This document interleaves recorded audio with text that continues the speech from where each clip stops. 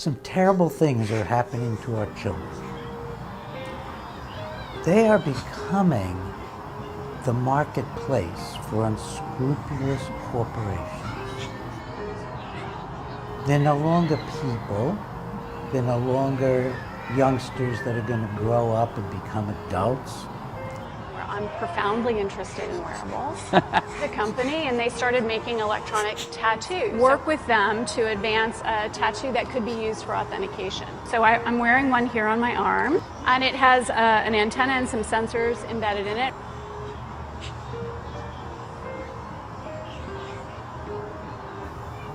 They're markets.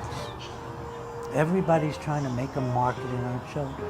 I think the cure is mind reading, and I think we're going to accept that cure.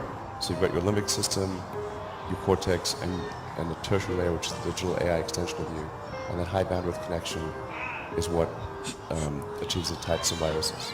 But there's still some fundamental problems that we haven't solved.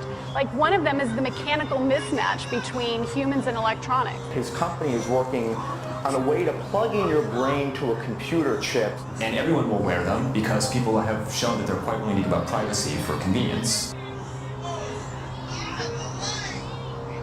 Electronics are boxy and rigid, humans are curvy and soft. That's a mechanical mismatch problem.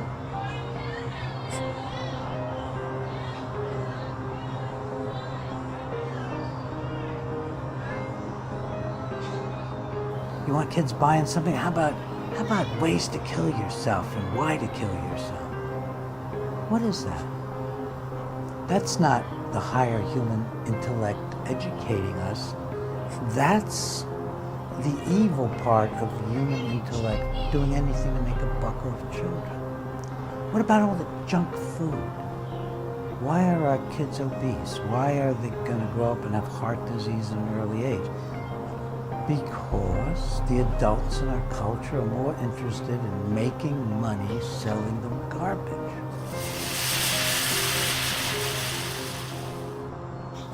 Why aren't our kids exercising in school as much anymore? Why aren't they doing as much music and dance and other fun things? Not because they want to grow into the kind of human beings that founded this nation, who thought a lot and read and considered life. You got videos that are destructive to human values. You got videos about suicide or movies or whatever. Show it to kids. Kids will buy it. And we're probably not going to accept it because we're old. Our kids, maybe even our kids' kids are going to be the first people to adopt it, and then it's going to be universal worldwide.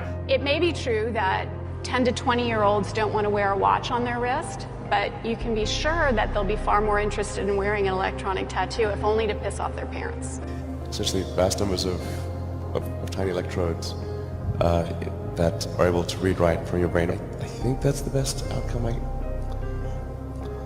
I hope so. If anybody's got better ideas, I'd love to hear it. The Drug Administration has approved a new medical device to treat ADHD in children. It delivers electric pulses to your kid's brain while your kid sleeps. One of the biggest disasters of all was when the drug companies decided and the government aided and abetted them in turning our children into a market for psychiatric drugs. I know something about this tendency to abuse children. In the 1970s, I stopped through years of reform work, operations on little black children in Mississippi with electrodes hanging out of their heads. It was very hard to get anybody even interested in it. Maybe because it's so terrible. What came in freaked me out. I could not believe the stuff these people were sending to me. What I found that most upset me was that at the University of Mississippi in Jackson, a surgeon named O.J. Andy was operating on little children as young as age 3, 4, and 5 for hyperactivity, aggressivity, difficult behavior. These were institutionalized children. O.J. Andy was inserting multiple electrodes into various portions of these children's brains. He was stimulating them, and then he was burning holes in their heads with the electrodes by heating them up. And he was then studying the children who walked around on the ward with wires dangling out of their heads. And he was the first project I stopped. In the 1990s, many years later, my wife Ginger and I discovered that there was a eugenical program sponsored by multiple agents in the federal government called the Violence Initiative, the Youth Violence Prevention Initiative. They were going to start studying African American kids in the womb to see what made them grow up to be so violent. Not racism, not unemployment. They weren't going to look at that. They weren't going to look at gangs. They weren't going to look at who sells all the drugs to these kids and then gets them selling the drugs as their way to make money. They weren't going to look at anything real. They were going to experiment on these children. And Ginger and I took 4 or 5 years out of our lives. We wrote a book called The War Against Children of Color, and we stopped the program. Do you know they still do electroshock treatment on children, not just adults? About 2 months ago, we finally, with me as a medical expert, had a big victory in court where a judge declared that he was going to let us go to trial because I had developed and shown enough scientific information that shock treatment caused brain damage that this judge decided that he was going to allow a trial on whether an individual had had brain damage from shock treatment. Within a day or two, the company settled. The company made an admission to the FDA that shock treatment causes brain damage and significant memory loss, and we thought, what a victory. And within 2 or 3 days later, a mere 2 or 3 days later, the device people, not vice, but device people at the FDA, for the first time came out and openly approved ECT as safe and effective. So this is a prelude to something that a lot of Americans, not generally physicians or doctors or psychiatrists or government officials, but the public's beginning to realize that our children are drowning in drugs. And we've got probably at least 20% of our boys diagnosed ADHD and on drugs. And the drugs don't work. We know with absolute clarity that the drugs don't help the kids, but they do stunt their growth, give them cardiovascular problems, make them addiction prone. We know all that.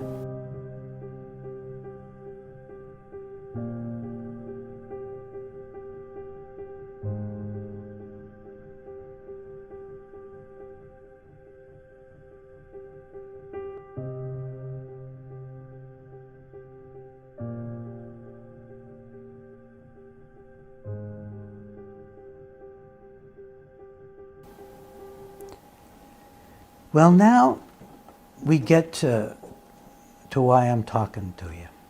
My friend Michael Cornwall, a psychologist in California, sent me a notice that the FDA had approved something new for ADHD in children, that children would now, with a prescription from their doctor, be able to get a little machine that their parents or guardian could put electrodes on their foreheads to stimulate their brains with an electrical current strong enough to affect the functioning of the entire front of the brain, to leave it there all night long for day after day after day. Battery-powered device offers a non-drug treatment. It's a small electrode patch connected to a battery-powered stimulator.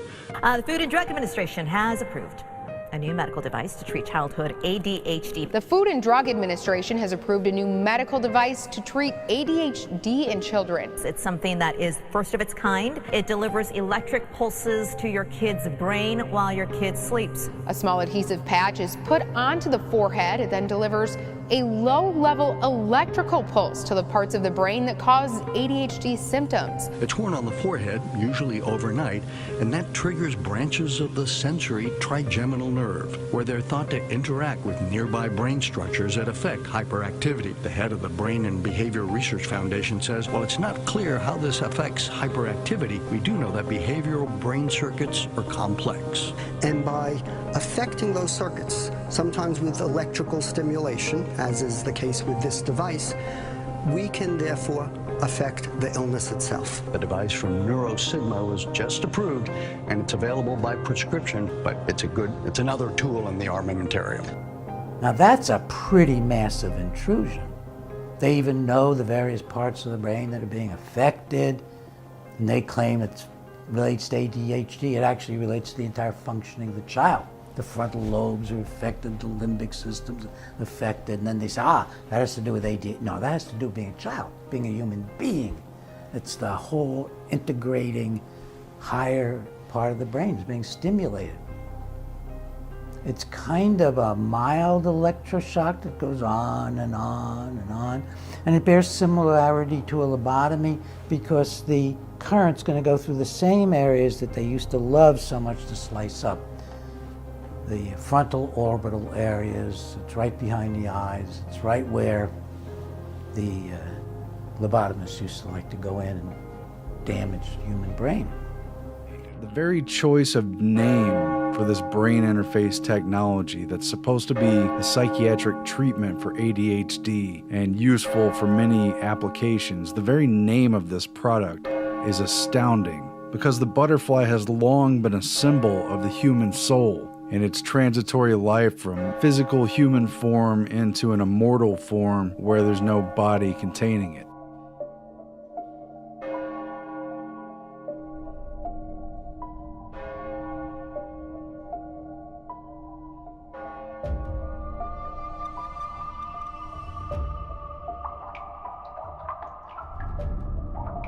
Ancient Greek mythology, the talks of Plato, the work of Ovid and the Metamorphosis, all of these encompass aspects of the myth of Psyche, who married Cupid, who was made immortal by Zeus. And this figure Psyche herself is a representation of the human soul personified, but is also symbolized by the butterfly, because the butterfly starts in a pupal stage as a crawling worm. It goes through the chrysalis stage, where it's effectively dormant, dead in a certain sense inside the chrysalis, and then it's reborn into a creature with wings that could fly freely.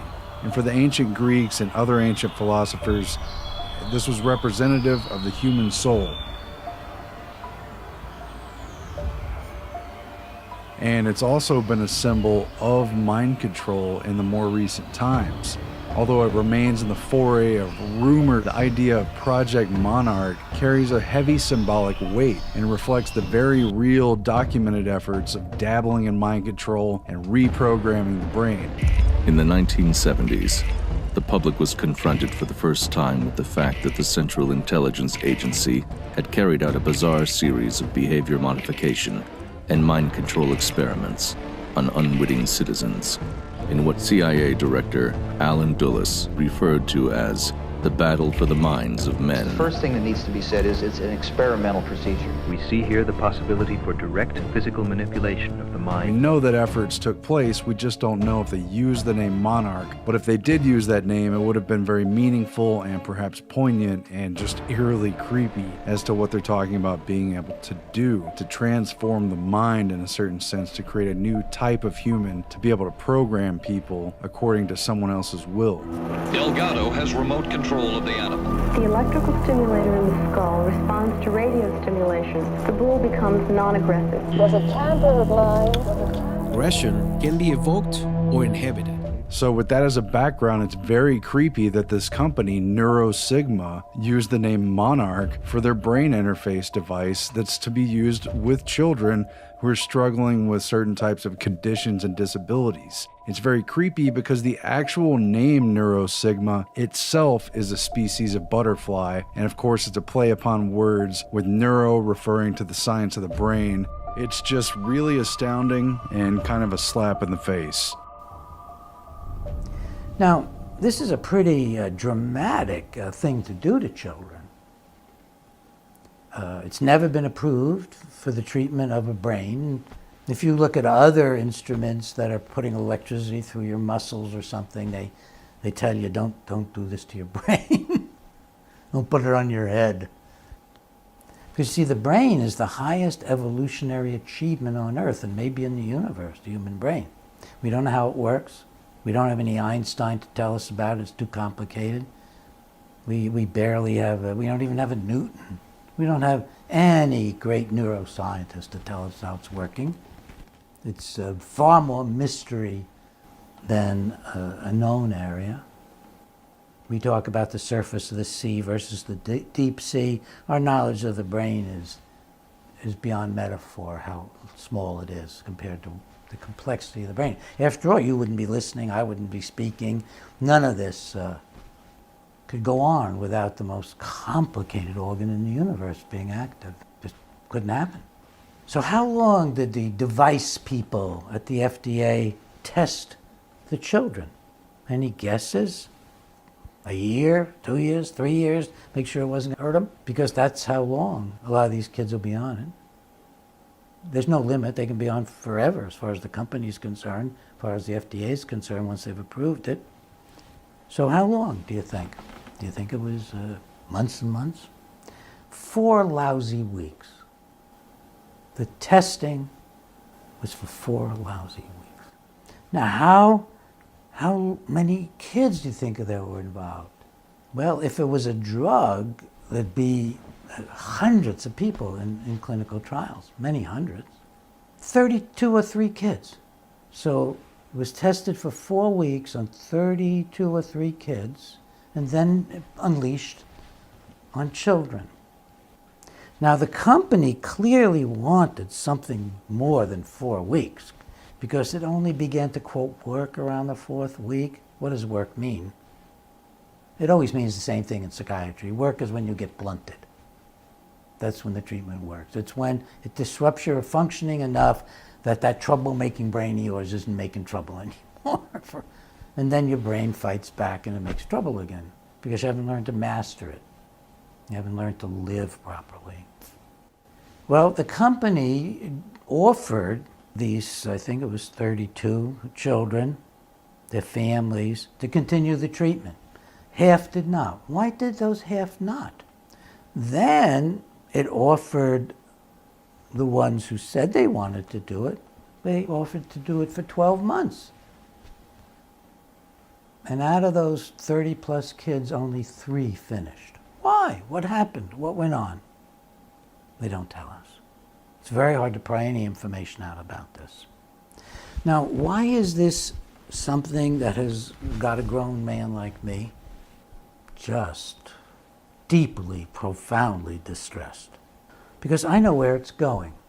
And no way that most of you watching me today have any idea where it's going. Well, I'll tell you where it's going. And I talk about this on my radio shows. I did 2 recent radio shows. You can get them on Bregan.com. Cornwall, the psychologist, said, I know just where it's going because I've worked in the government. I've worked with children that are being treated in government institutions and foster care. And what happens is these children get put on 3, 4, 5 drugs. Now somebody's going to come along and say, this is safer than drugs. That's how it's being pushed. This is safer than drugs. So we can give it in addition, or maybe more, be real cheap to give it instead of the drugs, or in combination with the drugs. And they can give it for anything. The doctor can prescribe it for anything once it's FDA approved. So it doesn't matter whether it's pediatrician, OBGYN, I mean, they can prescribe it for any disorder. They got the VA to be experimenting with similar things on vets. And the Army was involved. And finally, they stopped. They got a report saying this thing doesn't work and it's dangerous. This is what our kids are going to be on. They've been pushing it for the same thing, for dementia, for depression, for post-traumatic stress disorder. And then they figured out, hey, we'll go to the device department. They hate kids. And they got it approved for children. Now it can be given to adults. That was their entering wedge. Now, can you imagine if this becomes like a fad? What, you haven't tried this on Joey? Joey looks to me like Jimmy did. Jimmy's much calmer now. Aren't you, Jimmy? Yeah. What's calmer mean, Mom? It has no limit in how it can be used. Well, I tell you, after I started talking about it a little bit with my wife, Ginger, she looked at me and she said, you know how they keep upgrading your watch and upgrading your phone? Once they get these things clipped on the kids, it's going to be so easy. With the electroshock machines, for example, the FDA let the shock machine manufacturers, without ever testing the machines at all, they never were tested, and then they let them raise the amount of current being given to 10 times what it takes to cause a convulsion, 10 times what we used to give in the old days. So the newer shock machines are juiced up, for example, to give 900 milliamps fixed or 800 milliamps of current fixed, enough to put you in a coma. It does, put you right into a coma. Whereas, you know, in the days it was supposed to be bad times for shock treatment, you know, we used to use 80 milliamps, not 900, or maybe 100 milliamps. So they'll have access to the kids now. The FDA device folks, they're not going to stop them. They didn't stop them from doing the psychosurgery on children. I had to do that. The device people, they probably won't even monitor these guys. They don't monitor shock machines. Why should they monitor these little mini things? So they'll be able to do their updates and their fixes and raise the current just like the shock people have been doing year after year after year. And pretty soon we'll have kids walking around who are half themselves. Well, Michael Cornwall and I have set up a new organization called Stop the Psychiatric Abuse of Children. Yes, I'm a psychiatrist. I'm a medical doc. He's a PhD psychologist and a therapist. So we're starting this organization, SPAC. I love that, SPAC, S-P-A-C, Stop the Psychiatric Abuse of Children. If you go to my website, bregan.com, and you just scroll down 2 or 3 of the banners, and you'll get to the children's section. It talks about drugs and electrical interventions. And the first thing you're going to read about is SPAC. You'll be able to go and get articles that tell as much about this terrible new thing they've invented. The machine is called the Monarch. I'm begging folks out there, don't let this get started. It's going to be a nightmare. Even if it were a placebo, which it is not, because it's causing headaches and, you know, other problems in the first 4 weeks, because that's as long as the studies went. It's not a placebo. But even if it were, what would it be teaching our kids? What would it be preparing our children for? We've already got them having friends. Every child now has friends who are on psychiatric drugs. Most children now know children who have killed themselves.